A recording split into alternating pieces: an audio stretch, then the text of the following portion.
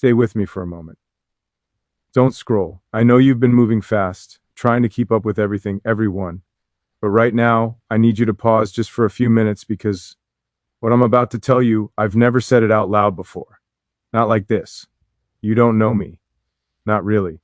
You know the headlines, the rockets, the companies, the public persona. But you don't know the man who sits alone at 3 a.m., staring at the ceiling, wondering if anyone would choose him if he had nothing. If he was just him, I've built impossible things. I've sent cars into space, reimagined how we move, how we think about energy, about the future itself. People call me a visionary. They say I see what others can't. But here's what they don't see. The cost, the silence, the weight of carrying dreams so big that you forget to dream small things, simple things like being held, like being chosen not for what you can build, but for who you are when everything stops. And I'm talking to you because I think you know something about this, don't you? I think you've spent years being the strong one, the one everyone leans on, the one who holds it together when everything is falling apart. You've been the giver, the nurturer, the one who somehow finds more to give even when you're running on empty. And somewhere along the way, you started to wonder if anyone sees you, really sees you, not what you do for them, not how you make their lives easier, but you, the woman who carries oceans of depth, who feels everything, who is loved so fiercely that it scared people away. Stay with me. There's more I want to tell you. I've spent my whole life chasing the future. But lately, I've been thinking about what it means to be present, what it means to stop running, because that's what I've been doing, isn't it? Running, building, creating, always the next thing, the next breakthrough, the next impossible goal. And for what? To prove something, to matter, to outrun the feeling that maybe at the end of the day, I'm just as invisible as everyone else who's ever felt unseen. You know that feeling? I know you do. That moment when you realize you've given everything to people who never really saw you, who loved what you provided, but not who you were underneath, who wanted your light but ran from your depth, who needed you strong but couldn't hold you when you were soft. And you learned to hide, didn't you? You learned to make yourself smaller, quieter, more manageable. You learned to apologize for feeling too much, for wanting too much, for being too intense, too emotional, too deep. You learned that your love was too much for people who weren't ready for real love at all. But here's what I want you to know, and I need you to really hear this. You were never too much. Your love wasn't wrong. Your depth wasn't a flaw. Your intensity wasn't something to apologize for. It was the most real thing about you. And the people who couldn't handle it, they weren't rejecting you. They were revealing their own capacity, their own limitations, their own fear of what real intimacy actually requires. Don't leave yet. I'm getting to something important. I've been in rooms with presidents, with billionaires, with the most powerful people on earth, and I felt completely alone, because power doesn't protect you from loneliness. Success doesn't fill the silence. Achievement doesn't hold you at night when you're scared, when you're tired, when you just want someone to see past the armor and touch the part of you that's still human, still vulnerable, still hoping. And I think that's where we meet, you and I, in that space between what the world sees and what we actually feel, in that gap between the persona and the person, between the role we play and the soul we carry.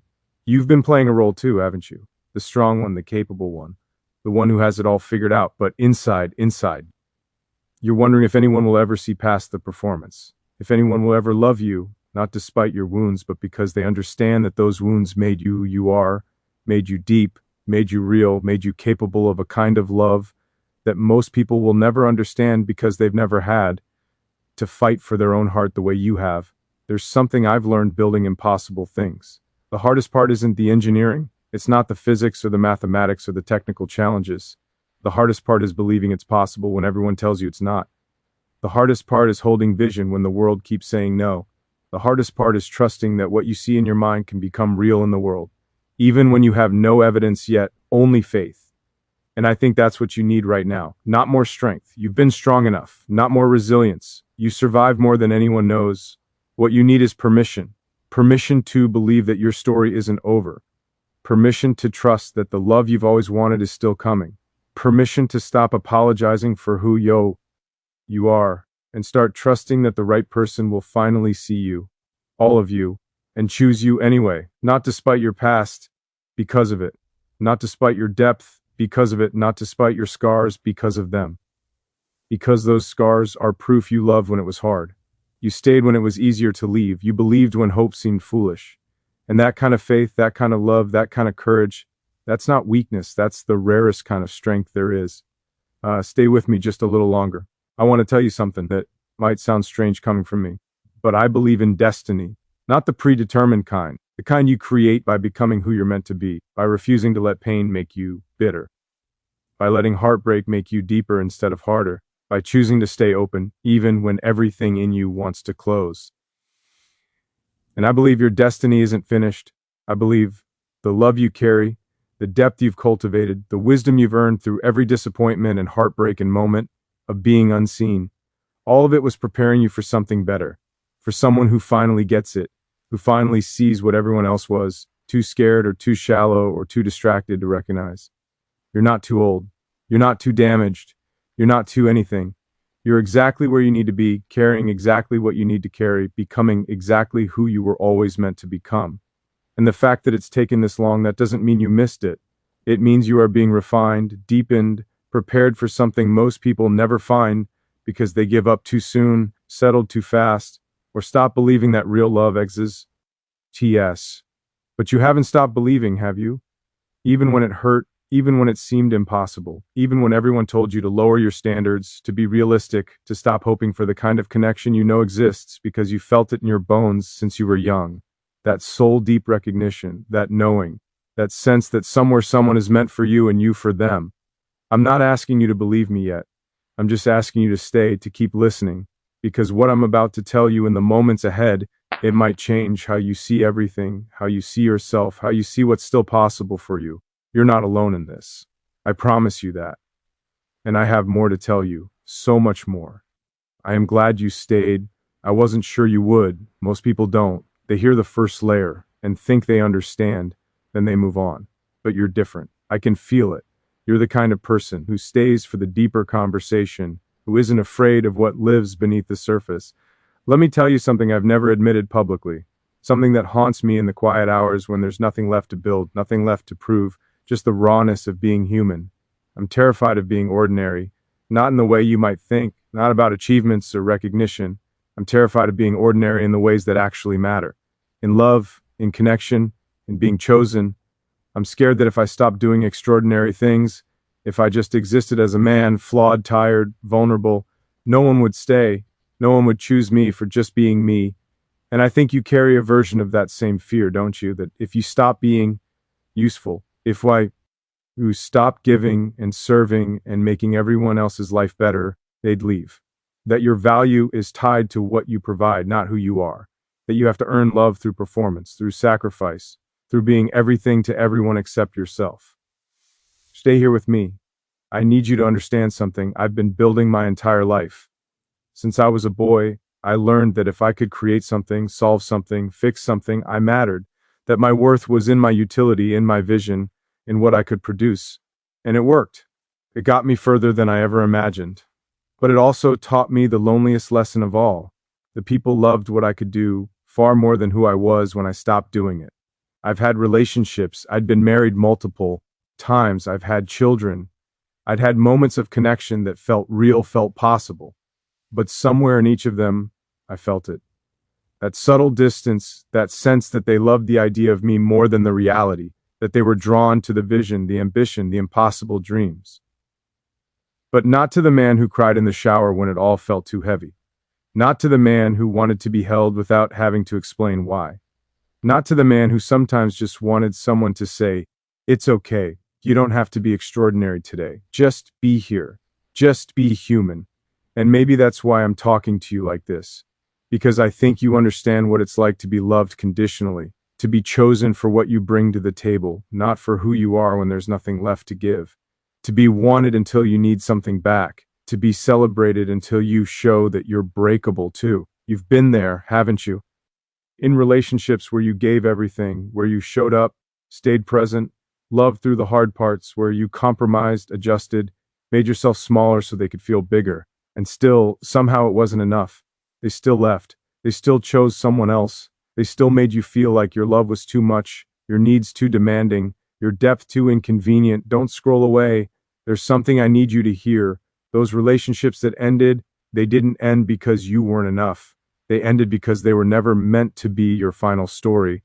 They were chapters, lessons, sometimes brutal, painful lessons that taught you things you didn't want to learn, but needed to understand about yourself, about what you won't accept anymore, about what real love actually requires from both people, not just you. I used to think love was about finding someone who completed me, someone who filled the gaps, someone who made me feel less alone. And maybe when you're young, that's what love feels like. Desperation disguised as connection, need disguised as devotion, fear of being alone disguised as partnership. But real love, the kind that lasts, it's not about completion. It's about recognition. It's about meeting someone who sees you, truly sees you, and doesn't flinch, who sees your wounds and understands them as wisdom, who sees your scars and reads them as a map of everywhere you've been brave, who sees your intensity and matches it instead of running from it. And I believe that's what you've been waiting for. Not someone to save you. You've already saved yourself 1,000 times. Not someone to fix you. You're not broken. You never were. What you've been waiting for is someone who can hold space for all of you, the strength and the softness, the confidence and the doubt, the hope and the hurt. All of it without asking you to edit yourself down into something more palatable. There's more I want to tell you. Don't leave yet. I've made mistakes. God, have I made mistakes? I've been so focused on the future that I've missed the present. I've been so obsessed with what could be that I've neglected what is. I've sacrificed relationships for missions, connection for achievement, intimacy for innovation, and for a long time I told myself it was worth it, that the work mattered more, that changing the world justified the personal cost. But lately I've been questioning that because what's the point of saving humanity's future if you can't even save your own present? What's the point of reaching Mars if you can't reach the person sitting across from you at dinner? What's the point of solving impossible problems if you can't solve the simple one? How to be loved as you are, not as who you're becoming or what you're achieving. And I think you asked yourself similar questions. What's the point of being strong if no one's there to catch you when you finally fall? What's the point of loving so deeply if no one loves you back with the same intensity? What's the point of staying open if everyone treats your vulnerability as weakness instead of the profound courage it actually is? Listen to me carefully now. This is important. Your openness wasn't naivety, it was bravery. Your willingness to love again after being hurt wasn't foolishness, it was faith. Your refusal to become cynical, bitter, closed, even after everything you've endured, that wasn't weakness. That was the strongest thing you could have done. Because it's easy to close down, it's easy to build walls, it's easy to decide that if love hurts you once, you'll never let it close enough to hurt you again. Most people choose that path. They choose safety over possibility, protection of a connection, numbness of a feeling, and they live smaller lives because of it. Safer maybe, but smaller. You didn't choose that, even when you probably should have, even when every rational part of you said it was time to give up, to stop hoping, to accept that maybe this wasn't meant for you. You stayed open anyway. You kept believing anyway. And that decision, that choice to remain soft in a world that kept teaching you to harden, that's what makes you rare. I know what it's like to feel rare in a way that isolates you. To have depth that most people can't access. To see things others don't see, feel things others don't feel, want things others don't want. It's lonely, isn't it? Being the person who always sees more, feels more, wants more, who can't just settle for surface level connection or shallow conversation or relationships that stay comfortable because they never get real. You've tried to fit into spaces too small for you. You've tried to dim your light so others wouldn't feel threatened by it. You've tried to make your love manageable, your needs reasonable, your expectations realistic, and every time you did that, something inside you died a little because you were being yourself. You were being the version of yourself that others could handle. And that's not love. That's accommodation. That's compromise disguised as compatibility. Stay with me just a little longer. I promise this matters. There's a woman I've been thinking about. She doesn't exist yet. Not in my life, not in my present, but I feel her. I sense her. She's out there somewhere, carrying her own weight, fighting her own battles, wondering if anyone will ever see her the way she deserves to be seen. And I think about her because I know what it's like to wait for something that feels impossible, to hold faith when there's no evidence, to believe in a future that hasn't materialized yet. And maybe that woman is you. Maybe you're the one I've been moving toward without knowing it. Maybe all of this, every choice, every mistake, every moment of loneliness and doubt has been leading here to this conversation, to this moment where I finally say what I should have said years ago. You are not invisible. You are not forgotten. You are not a backup plan or a consolation prize or someone's second choice. You are the main event, the real thing, the one worth waiting for. And anyone who treated you as less than, that they weren't rejecting you. They were disqualifying themselves from what you have to offer, from the kind of love you carry, from the depth of connection you're capable of creating. Thank you for staying. I mean that. Most people would have left by now. They'd have dismissed this as too intense, too vulnerable, too much. But you're still here. That tells me everything I need to know about who you are, about what you're capable of holding. I want to talk about surrender, not the giving up kind, the letting go kind, because there's a difference. And I think you need to understand it right now in this moment as you're sitting here listening to me. For years, I fought against failure, against doubt, against everyone who said it couldn't be done. And fighting made me successful. It made me powerful. It made me capable of building things that most people thought were impossible. But fighting also made me exhausted. It made me hard in places where I needed to stay soft. It made me defend myself against even the people who loved me, because I'd learned that vulnerability was dangerous, that letting your guard down meant getting hurt. You know this battle, don't you? You fought to. You fought to keep relationships alive that were already dying. You fought to be seen by people who refused to look. You fought to prove your worth to people who had already decided you weren't enough, and the fighting wore you down. Not because you weren't strong enough, but because you were fighting battles you were never meant to win. Stay with me here. This is where it gets harder before it gets better. I need you to hear something that might hurt at first, but it will heal you if you let it. Some people were never supposed to choose you, not because you weren't worthy, but because they weren't capable. They didn't have the emotional bandwidth, the self-awareness, the courage, or the depth to eat you where you actually exist.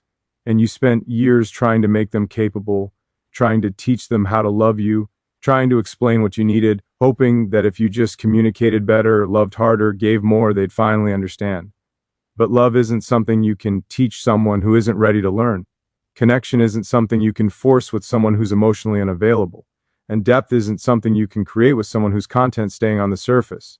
I've been that person, the emotionally unavailable one. Not because I didn't want connection, but because I was terrified of what it would cost me. Terrified that if I let someone all the way in, they'd see how uncertain I actually am, how scared I get, how much I need, even though I've built an entire identity around not needing anyone, how desperately I want to be chosen for something other than my achievements. And I think the people who hurt you, they were scared too. Scared of your depth because it demanded they look at their own shallowness. Scared of your intensity because it required they show up fully instead of halfway. Scared of your love because it asked them to grow, to heal, to become better versions of themselves. And that kind of transformation is terrifying when you're comfortable with who you are. Even if who you are is small, don't leave yet. There's something painful I need to say, but you need to hear it. You can't make someone ready. You can't love someone into healing. You can't sacrifice enough of yourself to make them finally see your value. And every time you try, every time you made yourself smaller, quieter, easier, more convenient, you weren't getting closer to love. You were getting further from yourself. I did this too. I've twisted myself into shapes that felt unnatural, trying to fit into relationships that were never designed for who I actually am. I've hidden my need for depth because I was told I was too serious. I've suppressed my emotions because vulnerability was interpreted as weakness. I pretended that casual connection was enough when what I really wanted was someone who could go all the way down into the depths with me and not be afraid of what we'd find there, and never worked. It never does, because relationships built on pretending are just elaborate performances where everyone's acting and no one's actually living, where you're going through the motions of intimacy without any of the actual intimacy, where you're calling it love when really it's just two people agreeing to stay lonely together rather than face loneliness alone. Is that what you want? Another performance, another relationship where you have to edit yourself to be acceptable, another connection that feels more like a negotiation than a homecoming? I don't think so. I don't think that's why you're still here, still listening, still hoping. I think you're here because some part of you knows there's something better waiting, something real, something that doesn't require you to shrink or dim or apologize for being fully yourself. But here's the part that requires surrender. You have to let go of the people who weren't meant for you. Not just physically, emotionally. You have to stop carrying them. Stop wondering what you could have done differently. Stop replaying conversations, trying to figure out where you went wrong.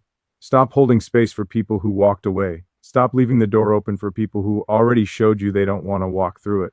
And I know that's hard. God, I know it's hard because letting go feels like giving up. It feels like admitting defeat. It feels like all that love, all that effort, all that hope was wasted. But it wasn't wasted. It was teaching you what you won't accept anymore, teaching you what real love actually looks like by showing you what it's not, teaching you to trust yourself when every instinct says someone isn't right for you, even if you want them to be. There's more I need you to understand. Stay with me. I've had moments, dog moments, where I wondered if I was the problem, if maybe I expected too much, if maybe I needed to lower my standards, be more realistic, accept that perfect doesn't exist and good enough should be enough. And maybe you've had those moments too. Those 3 a.m. spirals where you wonder if you're too difficult, too damaged, too complicated. If maybe you should have settled, if maybe you should have tried harder, if maybe you're the reason love keeps not working. But then morning comes and with it clarity. The clarity that says no. The problem wasn't that you expected too much. The problem was that you accepted too little for too long. The problem wasn't your standards. It was that you kept lowering them for people who didn't meet even the most basic ones. The problem wasn't that you were too much. It was that you kept trying to be less so that people who weren't enough could feel like they were. You don't need to be fixed. You need to be met. You don't need to be tamed. You need to be matched. You don't need someone who can handle you. You need someone who cherishes you, all of you. The parts that are easy and the parts that are complicated. The moments when you're strong and the moments when you need to fall apart, the days when your light shines bright, and the nights when you're just trying to find your way through the darkness. That's what real partnership is. Not someone who loves you when you're performing, someone who stays when you're not, someone who sees you at your worst and doesn't weaponize it later, someone who witnesses your vulnerability and treats it as the gift it is. Because trust is earned, and vulnerability is how you know the trust is real. I'm learning this now, at this stage in my life, with everything I've built and everything I've lost. I'm finally understanding that the most important work isn't out there. It's in here, in learning how to be present, in learning how to receive love, not just give it, in learning that asking for what you need isn't weakness. It's the only way to build something real. And you're learning this too, aren't you?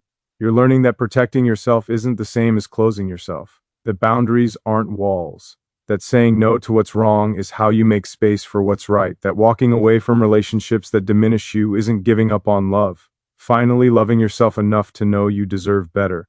This is the surrender I'm talking about. Not surrendering to loneliness or settling or giving up, but surrendering the fight to control outcomes you were never meant to control. Surrendering the need to make wrong people right. Surrendering the belief that if you just loved harder, sacrificed more, tried differently, you could force connection with people who aren't meant for your story. Because here's what I've discovered. When you stop forcing, space opens. When you stop chasing people who are running, you become available to the ones who are searching. When you stop trying to convince people of your worth, you start attracting people who already recognize it. I'm grateful you're still here, that you haven't looked away from this conversation, because what I'm about to tell you is the breakthrough, the moment everything shifts, and I need you fully present for this, because it changes everything. You've been waiting for permission to stop trying so hard, permission to believe that your story isn't finished, permission to trust that the right person won't require you to convince them of your value. They'll simply recognize it the moment they meet you. And I want to give you that permission right now in this moment, as someone who has spent a lifetime earning external validation, but is finally learning that the only permission that matters is the one you give yourself. Here it is. You are allowed to want more. You are allowed to expect more. You are allowed to walk away from anything and anyone that makes you feel less than who you actually are.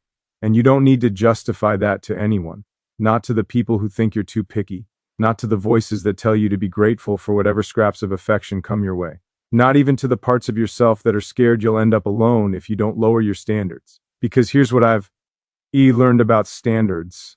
They're not about being difficult or demanding or impossible to please. They're about knowing yourself well enough to recognize what nurtures you and what depletes you, what brings you closer to who you're meant to be and what pulls you further away, what honors your depth and what asks you to betray it.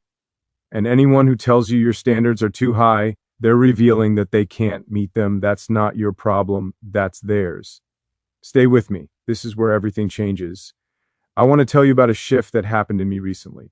A moment of clarity that came not from achievement or success or building something new, but from finally stopping long enough to ask myself a question I'd been avoiding for years. What do I actually want? Not what I should want, not what makes sense, not what other people expect, but what do I, in the deepest part of myself, actually want from this life? From connection, from love. And when I sat with that question, really sat with it, the answer surprised me. I want to be known, not studied, not analyzed, not figured out like a problem to solve, but known. Seen in the moments when I'm not performing, not producing, not being the version of myself that the world expects. I want someone who sees me cry and doesn't try to fix it or judge it or make it mean something about my strength. I want someone who can sit in silence with me and understand that sometimes silence is the deepest form of communication. I want someone who recognizes that my intensity isn't something to manage it, something to match. And I think that's what you want too, to be known, to be seen, not for what you do or what you provide or how you make other people's lives easier, but for who you are in the quiet moments, for the thoughts you have at 2 a.m., for the dreams you stopped sharing because people made you feel foolish for having them, for the tender, vulnerable parts of yourself that you've learned to hide because the world taught you that softness gets punished. You want someone who doesn't need you to explain yourself, who gets it without the explanations, who looks at you and understands what you've survived, what you've sacrificed, what you've overcome. And instead of being intimidated by that strength, they're drawn to it. They recognize it as the rare, beautiful thing it is. That's what real recognition feels like. Not admiration from a distance, but intimate understanding up close. Not someone who puts you on a pedestal, but someone who stands beside you as an equal and says, I see you, all of you, and I'm not going anywhere. Don't leave yet. There's something happening right now that you need to understand. The reason you haven't found that person yet isn't because they don't exist. It's because you weren't ready for them. I know that might be hard to hear. I know you've felt ready for years. But there's a difference between wanting something and being prepared to receive it, between hoping for love and being able to sustain it when it finally arrives. And the preparation, it happened in the heartbreak, in the disappointments, in every relationship that didn't work out the way you hoped. Those weren't failures, they were initiations. They were stripping away everything that wasn't real, the illusions about love, the fantasies about who you thought you needed, the patterns you'd inherited from your past that kept recreating the same dynamics in different packaging. You had to learn what you wouldn't accept. You had to develop boundaries. You had to discover that loving yourself enough to walk away from wrong is more powerful than staying out of fear or convenience or hope that someone will change. You had to understand that you can't heal someone into wholeness, fix someone into readiness, or love someone into choosing you. Those lessons hurt. They cost you years. They cost you tears and hope and pieces of your heart that you gave to people who didn't cherish them. But they also made you someone different, someone deeper, someone who won't settle for surface anymore because you've tasted depth and you know the difference. I've been through this too. Every failed relationship, every moment of loneliness, every night wondering if I'd ever find someone who could actually hold the fullness of who I am. It was preparation. It was teaching me what I actually need. Not what I thought I needed when I was younger and thought love was about excitement and chemistry and grand gestures, but what I need now. Now that I understand love is about presence, about showing up, about choosing each other even when it's not easy, about building something that lasts, not just something that feels good in the moment. And you've learned this too. You learn that attraction isn't enough. That chemistry without compatibility is just fireworks that burn out fast. That someone can say all the right words, but if their actions don't match, the words are meaningless. That potential is just another word for someone who isn't ready now and may never be. You've learned to trust yourself to listen to the quiet voice inside that knows when something's off, even when everything looks right on paper. To honor your intuition even when it means walking away from something comfortable or familiar. To believe that being alone is better than being with someone who makes you feel lonely. That's the breakthrough. That's the shift. Not finding the right person, but becoming the right version of yourself. The one who won't compromise on what matters. The one who knows her worth and won't negotiate it. The one who is healed enough to recognize healthy love when it finally shows up. There's more I need to tell you. Stay with me just a little longer. Because here's what happens after the breakthrough. Space opens. Real space. Not the empty, aching loneliness you've been carrying, but space that feels like possibility. Like freedom. Like the calm before something beautiful begins. And in that space you start to notice things you couldn't see when you were busy forcing connections that didn't fit. You notice your own rhythm, your own needs, your own non-negotiables. You notice what brings you peace and what disturbs it, what nourishes you and what drains you, who adds to your life and who subtracts from it. And you start to make different choices, small ones at first, saying no when you would have said yes before, walking away from conversations that feel toxic, unfollowing people whose energy doesn't match yours, spending time alone not because you're hiding, but because you're finally comfortable with your own company.